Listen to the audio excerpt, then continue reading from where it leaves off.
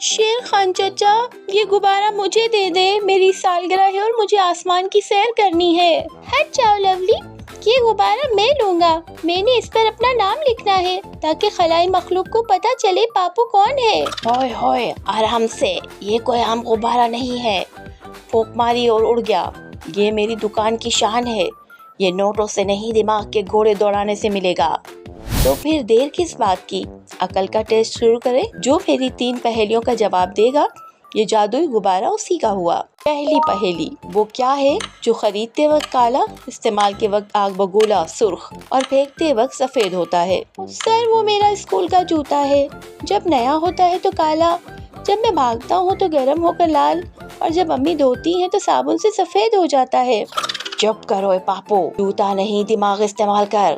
زوئی بھائی، وہ کوئلہ ہے۔ کمال ہے لولی آپا، پہلا پوائنٹ آپ کا۔ پاپو، جوتوں سے باہر نکلو۔ دوسری پہیلی، وہ کیا ہے جس کے پاؤں تو نہیں ہے مگر وہ اتنی تیز بھاگتی ہے کہ اسے آج تک کوئی پکڑ نہیں سکا؟ بھائی، وہ تو میری بیگم کا غصہ ہے۔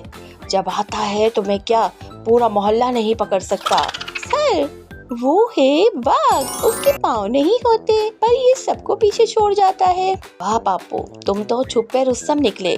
اب مقابلہ برابر ہے۔ آخری پہیلی، وہ کیا چیز ہے جس کے ڈھیر سارے دانت تو ہیں پر وہ کسی کو کاٹتی نہیں ہے؟ وہ میرا پالتو کتا ٹائیگر ہے، بس بھونکتا ہے، کاٹتا نہیں۔ ارے نہیں، وہ تو میری ساس ہے، غصہ بہت کرتی ہے اور دانت ایک بھی نہیں۔ ارے زوئی بھائی، یہ تو بہت آسان ہے، وہ ہے میری کنگھی، اس کے اتنے دانت ہوتے ہیں پر وہ تو بال سنوارتی ہے، کاٹتی تھوڑی ہے۔ بالکل صحیح پاپو، تم نے تو آخری گیند پر چھکا مار دیا۔ تو دوستوں، اگر آپ کو پاپو کی عقل مندی پسند آئی تو چینل کو سبسکرائب کریں، ورنہ اگلی بار شیر خان آپ کے غبارے میں ہوا بھر کر اڑا دے گا۔